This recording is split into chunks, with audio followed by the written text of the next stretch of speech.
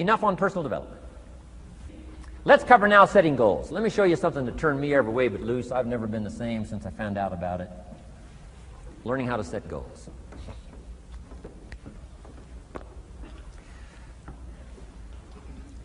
Not long after I met Mr. Schoaf, we're having breakfast one morning.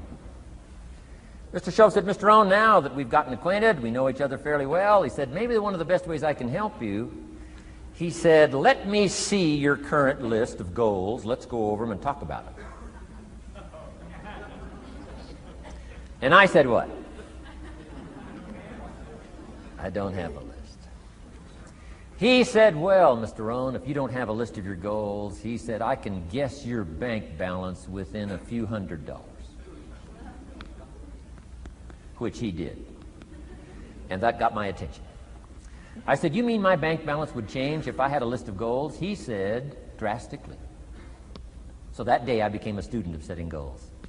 And I've used it to dynamically affect my life. I've taught it to some of my business colleagues. We use it to do business around the world. Setting goals. It can turn out to be a drama for your life. Here's what goals are. Your vision of the future. Your vision of the future. Now, there's two ways to face the future. One, with apprehension. Number two, with anticipation. Guess how most people face the future? With apprehension. Why? Major reason why. They don't have it well designed. They've left the design of their future to somebody else.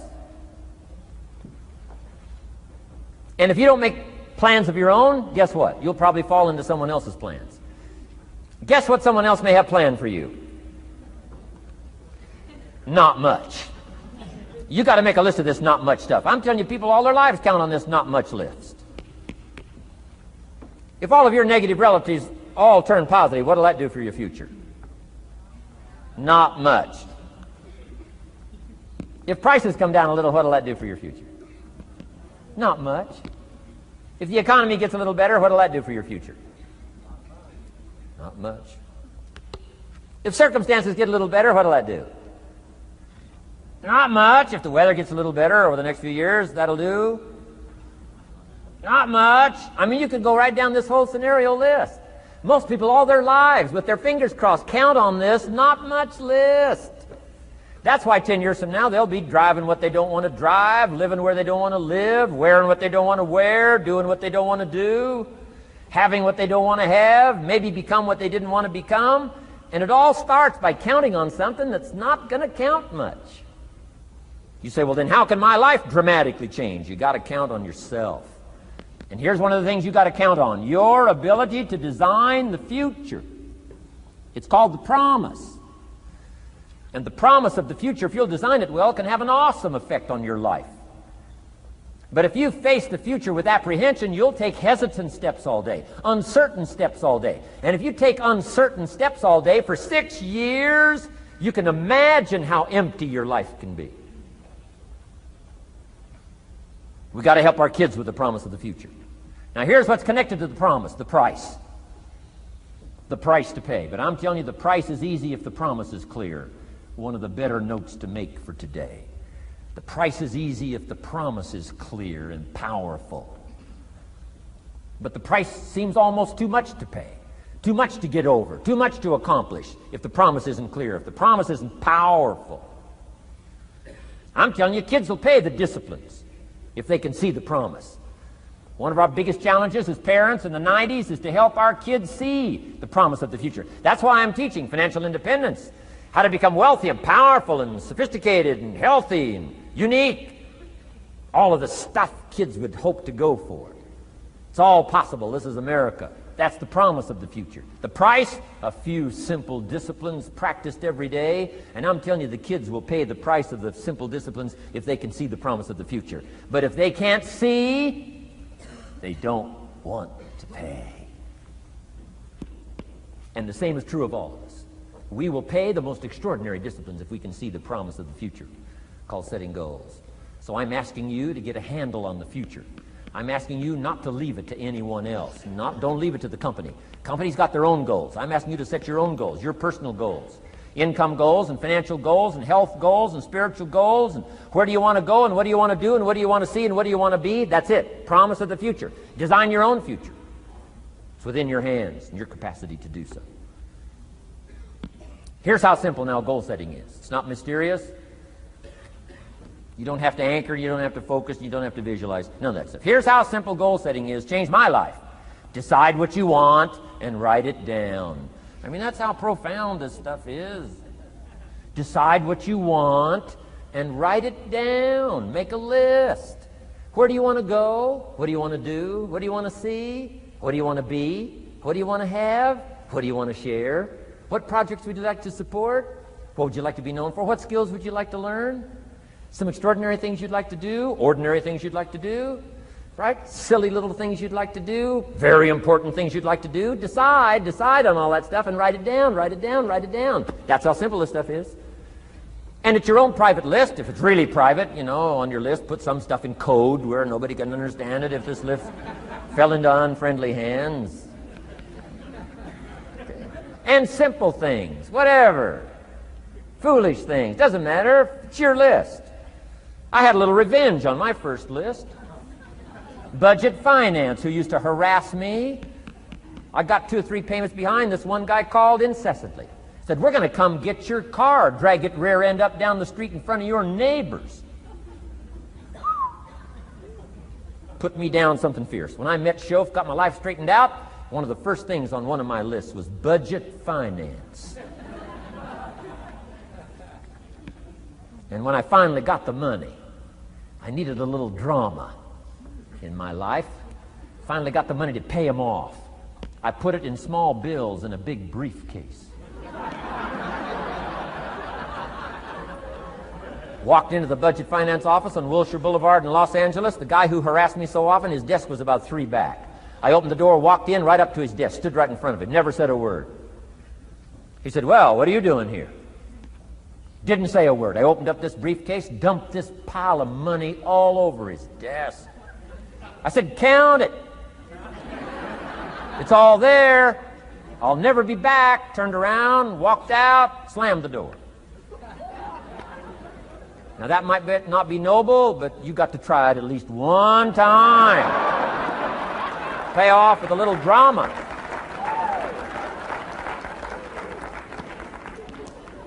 Got to check them off my list. Keep your list with you. I keep my list in my journal so that I can go back. 5 years ago, here was my list. And I'm a little embarrassed. Here's what I thought was so important now. How my philosophy has changed. From 10 years ago, 5 years ago, 3 years ago. Here's my old list. Here's my new list. Here's what's valuable to me now. Here's what I want my life to be now. Here's where I want to go, what I want to do, what I want to see. Keep your lists of goals so that it shows your growth, shows your ability to change and grow. Your philosophy grows and expands what's valuable. Setting goals. It doesn't matter how small, foolish it is. Put it on your list. My Japanese friend, Toro Ikeda, put on his first list, a Caucasian gardener. Good morning. Thought that was good.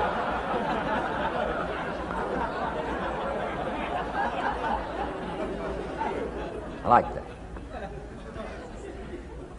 Have you got this profound thing now on setting goals? Here's how profound it is. Decide what you want and write it down. Get together with your wife, decide. Get together with your kids, decide. Get together with your business colleagues, decide. Write it down. Make a list.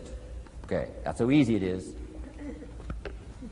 Now let me give you one more scenario on setting goals. When I started making my first list, Mr. Shof said, Mr. Rohn, looks like we're going to be together for a while. He said, I've got a suggestion for you. He said, I think one of the first goals you ought to set, you're a 25-year-old American male. Sure, you've made some mistakes, but now you're on the road to better things. You got a family, worth it. Reasons makes the difference. And he said, you've got every reason to do this. He said, why don't you, among all the goals you're going to set, said, why don't you set a goal to become a millionaire? A millionaire. This is America. All the possibilities are available. Why don't you set a goal to become a millionaire? He said, it's got a nice ring to it.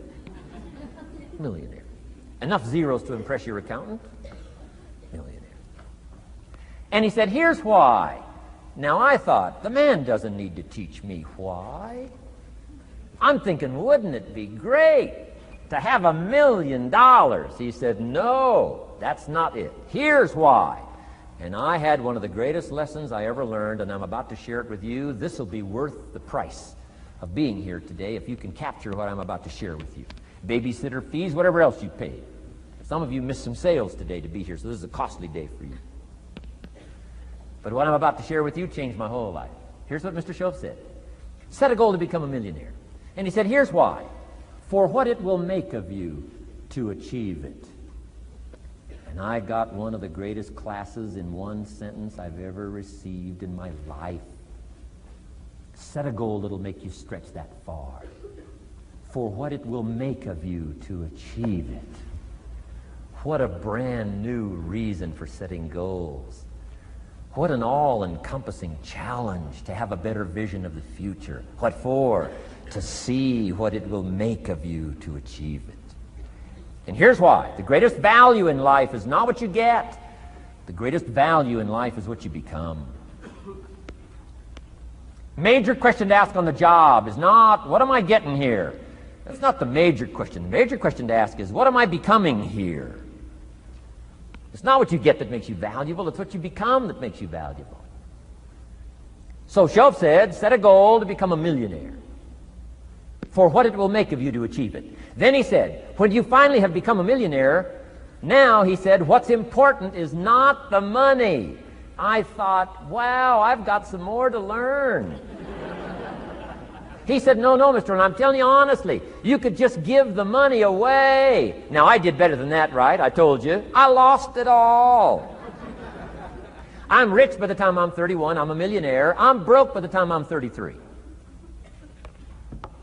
So I didn't have to give it all away. I lost it all. Foolish mistakes I made. I'm a farm boy from Idaho. That early money drove me bonkers. I used to say, how many colors does it come in? I'll buy them all. I went crazy over that first money. I just went crazy. And then I made that one foolish mistake, right? Continuing guarantee. I mean, I'm so naive off the farm. I don't know what continuing means. And a few other mistakes. And by the time I'm 33, I'm broke.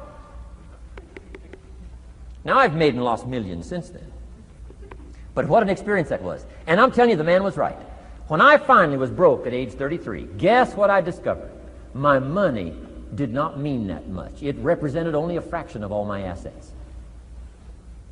Shoaff said, once you become a millionaire, Mr. Rohn, you could give all the money away. Because he says, what's important is not the money. What's important is the person you've become.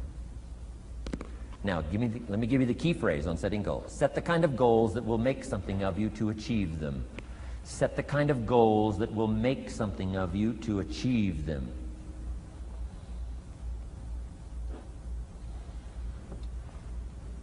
Always keep that in mind. What will this make of me? If I set this goal and go for it, not only will I achieve it, but what will it make of me in the process? What a whole new concept on setting goals. Now, there's two parts to this, and then we're wrapping up goals. Here's the first part now in this goal setting for what you become. Number one, don't set your goals too low.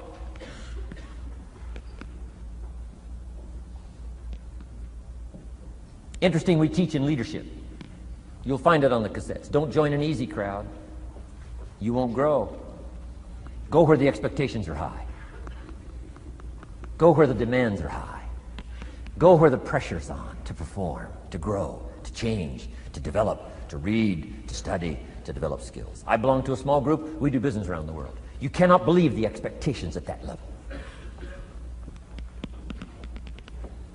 What we expect of each other in terms of excellence. Far beyond average. Why?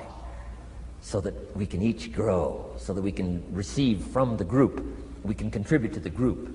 Something unprecedented. It's called living at the summit. Go where the demands are high. Go where the expectations are strong, so that it'll provoke you, push you, urgently insist that you not remain the same for the next couple of years, the next 5 years, that you'll grow and change. So don't set your goals too low. The guy says, well, I don't need much. Well, then you don't need to become much.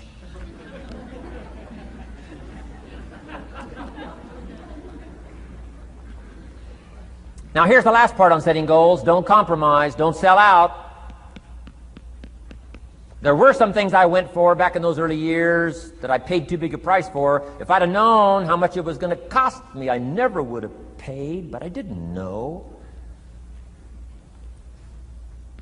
So don't sell out. Ancient phrase says, count the cost, count the cost, count the cost. An ancient story says, Judas got the money. You say, well, that's a success story. No. It's true, 30 pieces of silver in those days was a sizable fortune. You say, well, if a guy's got a fortune, right, that's a success story. No, you don't understand. His name was Judas. Doesn't that ring a bell? Judas.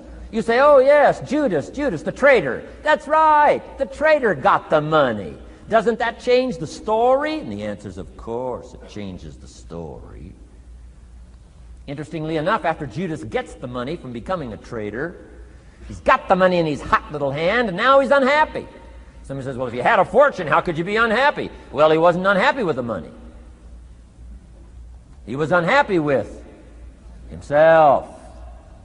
Key phrase, the greatest source of unhappiness is self-unhappiness. The greatest source of unhappiness doesn't come from outside. The greatest source of unhappiness comes from inside. And here's where the erosion starts, doing a little less than you could. That's where the beginning little infection of unhappiness starts, doing a little less than you can, not feeling that good about yourself. So don't let that happen. Judas is unhappy. He says, what'll I do? He says, oh, I'll just take the money back. Walked in where he got the money and said, here, take this money, I'm unhappy. They said, heck with you, Judas. We got what we wanted, you got what you wanted, out. They threw him out with his money. Judas says, well, what'll I do now? He says, oh, clever. Should have thought of this first. I'll just throw the money away. And he proceeded to throw his fortune away. Why would he throw his fortune away? He was so unhappy with himself. And that's not even the end of the scenario. After he threw his fortune away, he couldn't change what he became, a traitor. And now, in total abject frustration, he goes out and hangs his worthless self.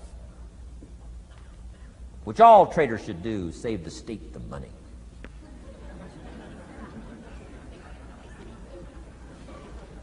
Why such a tragic end? Because he was so unhappy with himself. He sold out.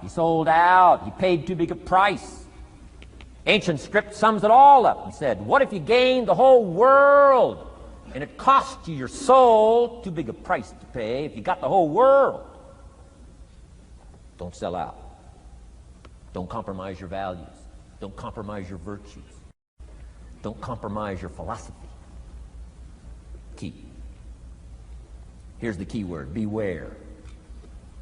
If Judas could speak back, he'd probably say beware. Two good words from ancient script. One, behold, the positive word. Behold the possibilities, behold the opportunity. Behold the drama, behold the awesomeness, behold the uniqueness. Behold the majesty, behold, behold. What a good word. But here's the other word. Beware, beware, beware. Don't sell out. Mark well what you become in pursuit of what you want. But I'm inspiring you, hopefully, to set the kind of goals that'll transform your life. Make you far better than you are, far stronger than you are. Okay. Isn't this good advice? This is such good stuff. I should have paid to get in, right? Fabulous.